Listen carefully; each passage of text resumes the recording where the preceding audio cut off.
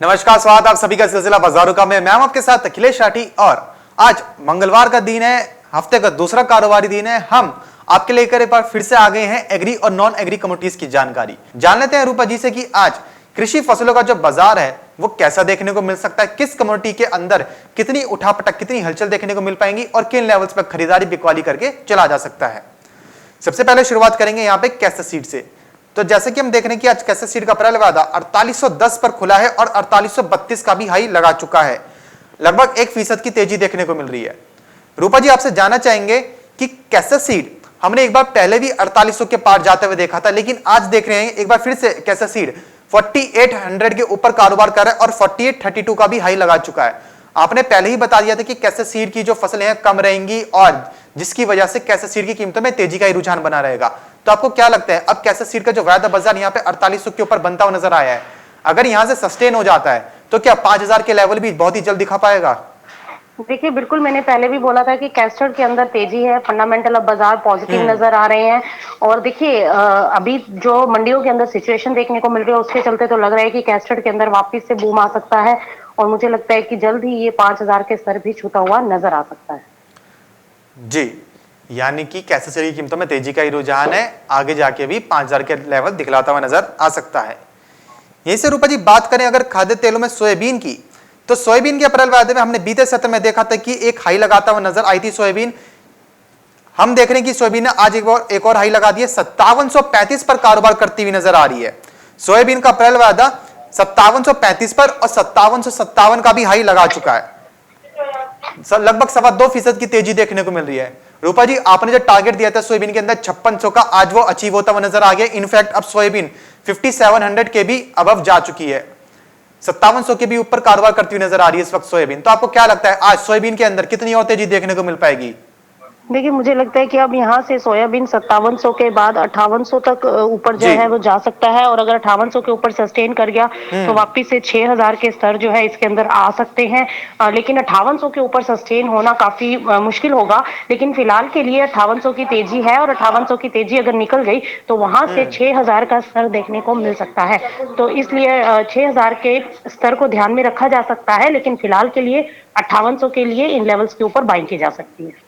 जी, तो यानी कि रूपा जी के अनुसार इन लेवल्स पे आप सोयाबीन के अंदर बाई करके चल सकते हैं। सोयाबीन की कीमतों में 5800 के लेवल को ध्यान में रखते हुए इन लेवल्स पे बाई करके चला जा सकता है, खरीदारी करके चला जा सकता है।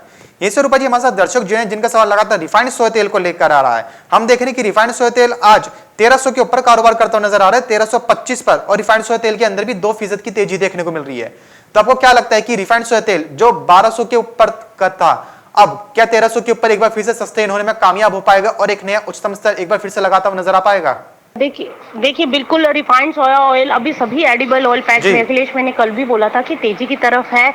इंट्राडे प्रोस्पेक्टिव से 1-2 ट्रेडिंग सेशन में दबाव जो है वो बन सकता है कमोडिटीज के अंदर, क्योंकि प्रॉफिट बुकिंग देखने को मिल सकती है और एक्सपायरी भी है आगे आने वाले कॉन्ट्रैक्ट्स की। तो वो उठापटक का माहौल तो रहेगा, लेकिन ट्रेंड अभी भी पॉजिटिव है। जब तक विदेशों के अंदर तेजी देखने को मिल रही है उसका असर जो है हमारे भारतीय बाजारों पर अच्छा खासा आता हुआ दिखाई दिया है। 2-2% आज भी बाजार उठे हुए हैं। अब रिफाइंड सोयाबीन ऑयल मुझे लगता है कि यहाँ से कोई बड़ी बात नहीं, 1340 के बाद 1380 तक भी ऊपर जाता हुआ दिखाई दे। एक अच्छी खासी अपसाइड मोमेंटम बाजारों के अंदर बनती हुई दिखाई दे रही है।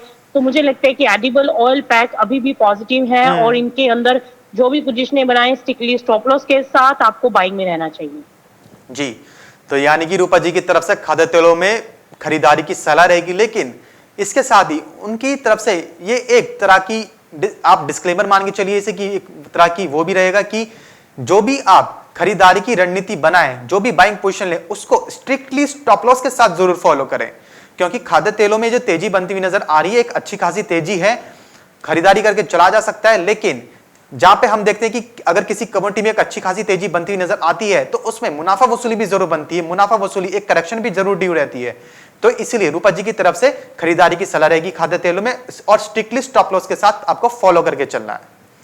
यहीं से रूपा जी बात करें अगर चने की, तो चने के अप्रैल वायदे में देख रहे हैं कि 5032 पर है और एक मामूली सी करेक्शन, एक मामूली सी तेजी है चने के अंदर। तो आपको क्या लगता है कि जिस हिसाब से खबरें निकल के सामने आ रही हैं कि चने का रकबा तो बढ़ा था लेकिन फसलें काफी बड़े पैमाने पर खराब हुई है। बात करें सबसे पहले अगर मध्य प्रदेश की, जो मुख्य उत्पादक राज्य है चने का, हमने वहां पे देखा कि चने की जो फसल है बड़े पैमाने पर खराब हुई है। वहीं महाराष्ट्र के अंदर भी आंध्र प्रदेश हुआ, कर्नाटक हुआ, यहां इन्हीं सभी राज्यों में चने की जो फसलें हैं वो बड़े पैमाने पर खराब हुई हैं।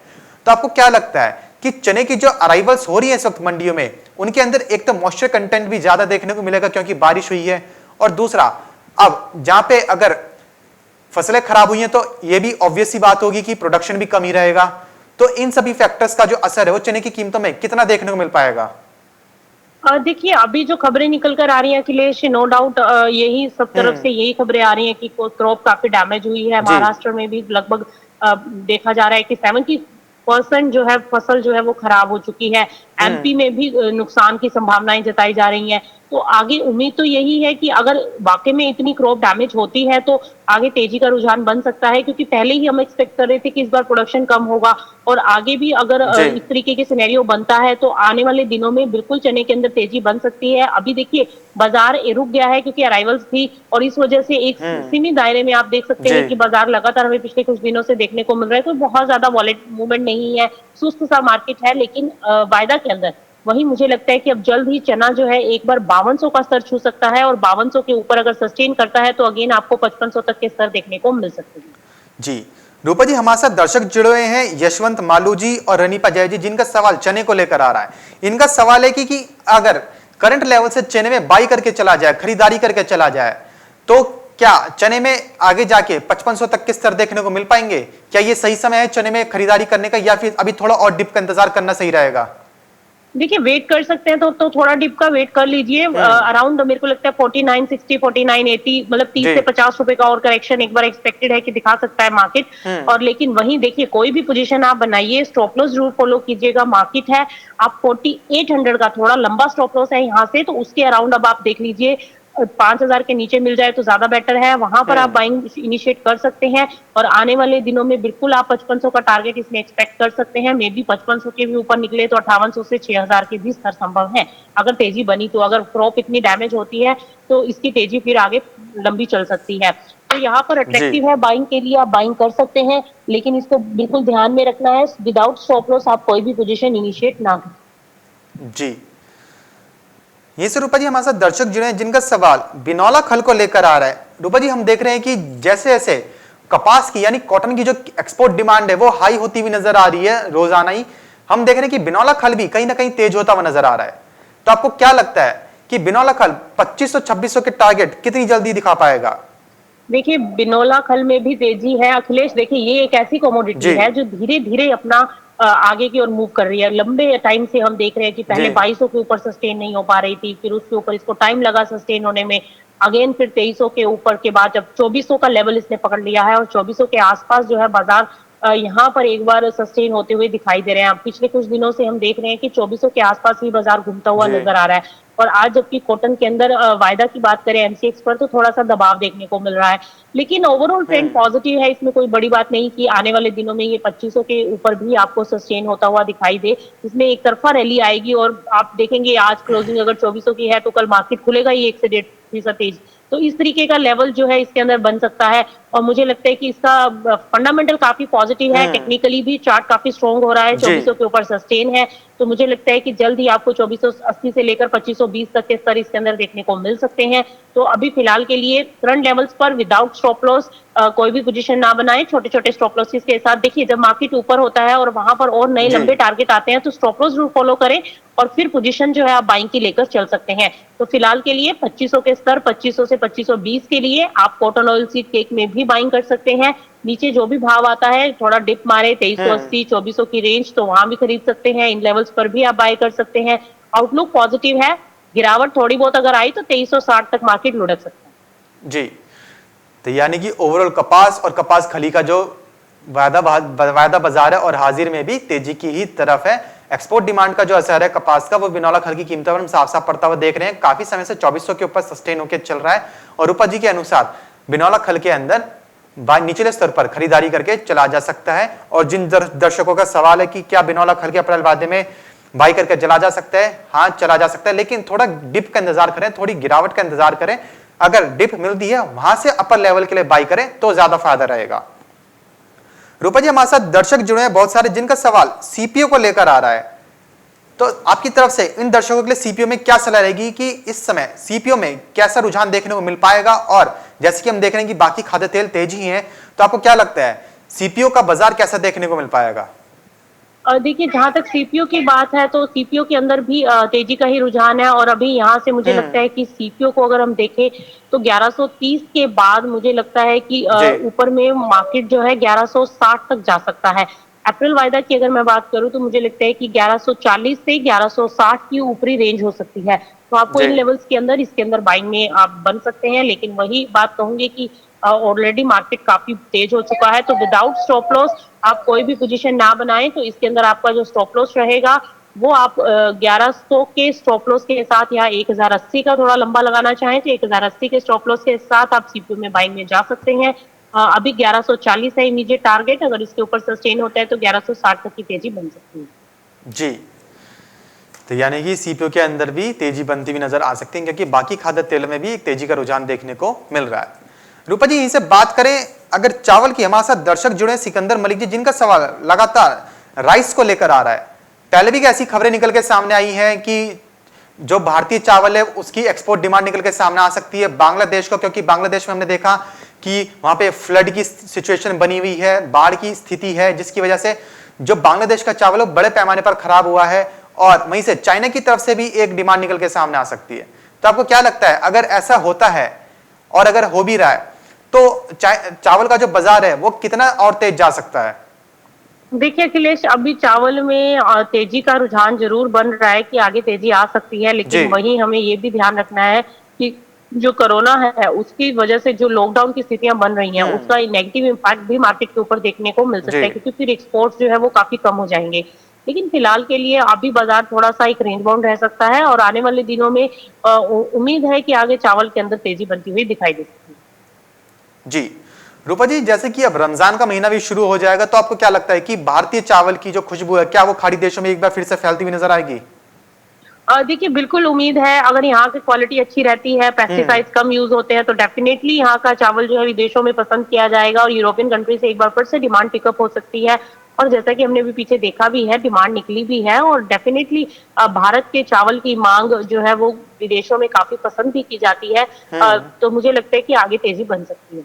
जी रूपा जी, हमारे साथ दर्शक जुड़े हैं जिनका सवाल गेहूं को लेकर आ रहा है। ये जानना चाह रहे हैं कि दीपेंद्र सिंह जी हैं जो गेहूं का भविष्य जानना चाह रहे हैं कि आने वाले समय में गेहूं का भविष्य कैसा देखने को मिल सकता है। हमने गेहूं के प्रोडक्शन तो देखा ही है कि रिकॉर्ड स्तर पर रहेगा, इस पर 10.92 लाख टन रहने का अनुमान है। रिकॉर्ड स्तर छुएगा एक बार गेहूं का उत्पादन। आपको क्या लगता है कि इसका जो असर है गेहूं की कीमतों पर कितना पड़ता हुआ नजर आ सकता है? देखिए गेहूं की कीमतें जो है अखिलेश नीचे में 1600 तो ऊपर में 2100, तो ये रेंज में अभी ट्रेड होती हुई नजर आ रही है। पुराने गेहूं की बात करें तो 1630 के अराउंड देखने को मिल रहा है, और नया गेहूं ऊपर में अच्छी क्वालिटी 2100 तक जा रही है।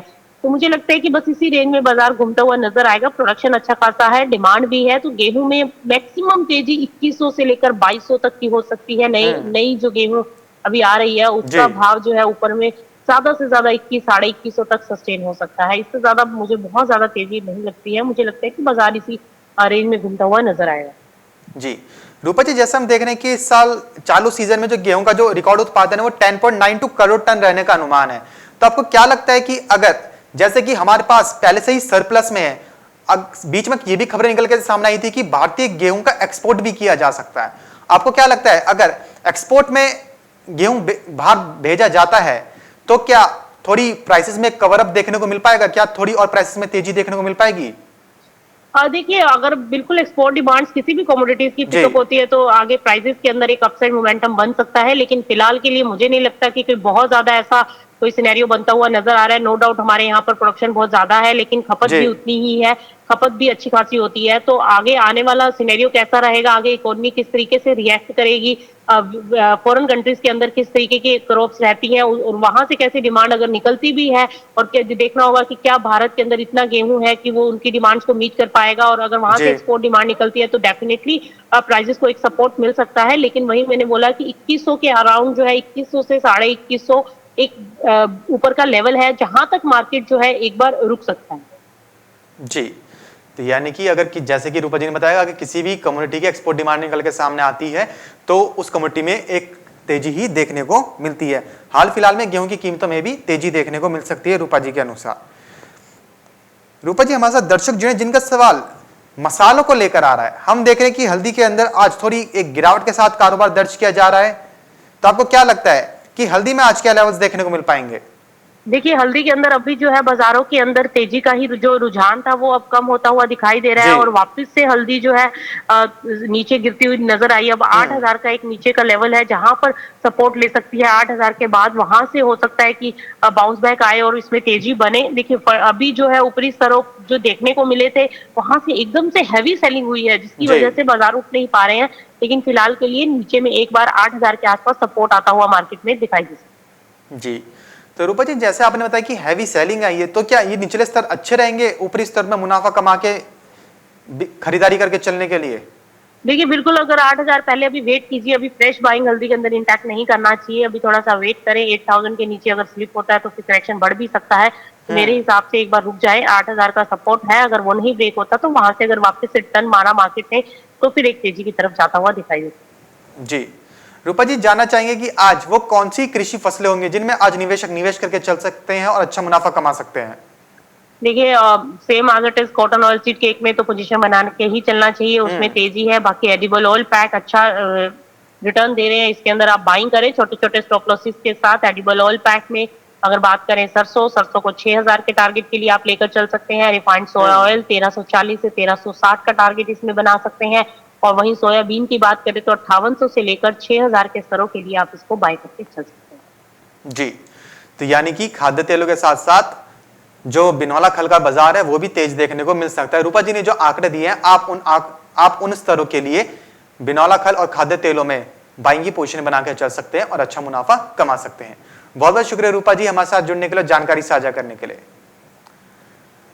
हमारे साथ दर्शक जुड़े हुए हैं एक, जिनका सवाल डॉलर चने को लेकर आ रहा है। गज्जू भाई जी हैं जिनका सवाल डॉलर चने को लेकर आ रहा है। डॉलर चने का मार्केट आगे क्या रहेगा?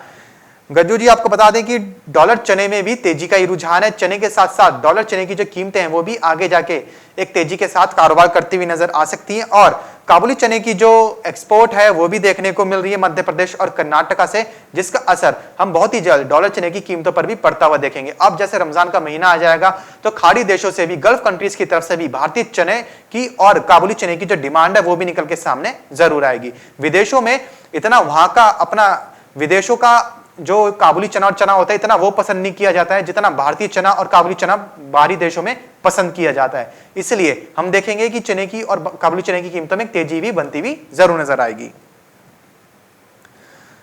हमारे साथ दर्शक जुड़े हैं गिरेंद्र कुमार जी, जिनका सवाल शुगर को लेकर आ रहा है कि शुगर का फ्यूचर कैसा देखने को मिल सकता है। आपको बता दें गिरेंद्र जी कि सरकार ने वर्तमान चीनी मौसम साल 2020-21 के दौरान देश में चीनी का जो उत्पादन अनुमानित रूप से लगाया है वो लगभग 260 लाख मैट्रिक टन की घरेलू खपत के मुकाबले 310 लाख मैट्रिक टन होने का अनुमान लगाया है।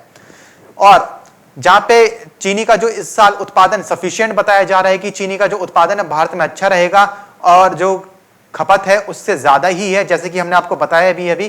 तो ये जो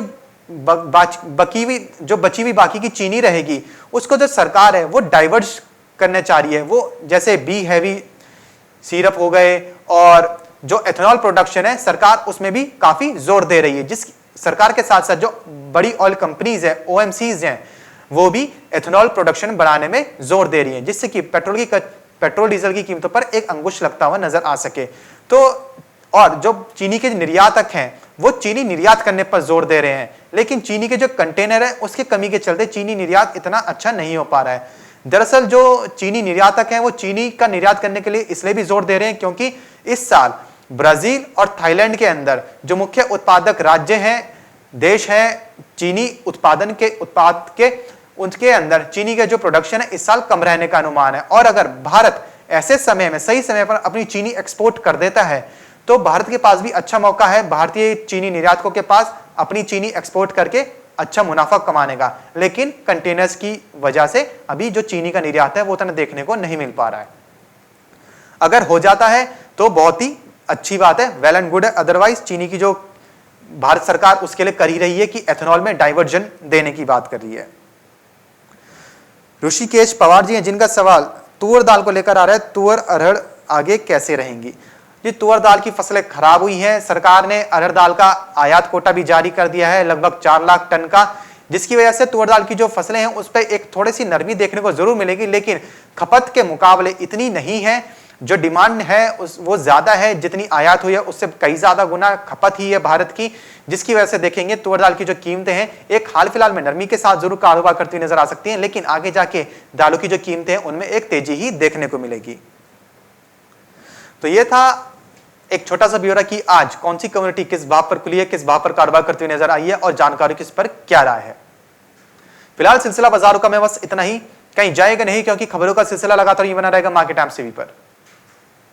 मार्केट टाइम्स टीवी पर चल रहा है बूझो तो जाने क्विज कॉन्टेस्ट। अब आपके पास मौका है हर रोज इनाम जीतने का। जी हाँ, मिक्सी, ग्राइंडर, मोबाइल फोन और ना जाने क्या क्या।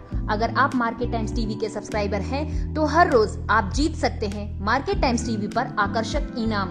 और अगर आपने मार्केट टाइम्स टीवी को सब्सक्राइब नहीं किया है तो तुरंत सब्सक्राइब करें। मार्केट टाइम्स टीवी पर चल रहा बूझो तो जाने क्विज कॉन्टेस्ट, जिसमें हम हर प्रोग्राम के अंत में पूछते हैं आपसे अर्थव्यवस्था, कमोडिटी बाजार, मंडियों का हाल, शेयर बाजार पर सवाल। सही जवाब देने वालों में से विजेता को लकी ड्रॉ के द्वारा चुना जाता है और उस विजेता को मिलता है मार्केट टाइम्स टीवी की तरफ से पुरस्कार। बस आपको सवाल का जवाब देने से पहले मार्केट टाइम्स टीवी को भी सब्सक्राइब करना है। आज का सवाल है, मूंग का समर्थन मूल्य 2020-21 में कितना है? आपके ऑप्शंस हैं, ऑप्शन ए 7,196 रुपए प्रति क्विंटल, ऑप्शन बी 8,960 रुपए प्रति क्विंटल, ऑप्शन सी 8,500 रुपए प्रति क्विंटल, ऑप्शन डी 8,700 रुपए प्रति क्विंटल। जवाब के लिए टाइप करें मूंग ए, मूंग बी, मूंग सी, मूंग डी। आपको मार्केट टाइम्स टीवी चैनल को सब्सक्राइब करना है और जवाब व्हाट्सएप करना है। आप जवाब व्हाट्सएप कर दें 9953882229 पर। आप में से लकी विजेता जीत सकता है डीप वेवर।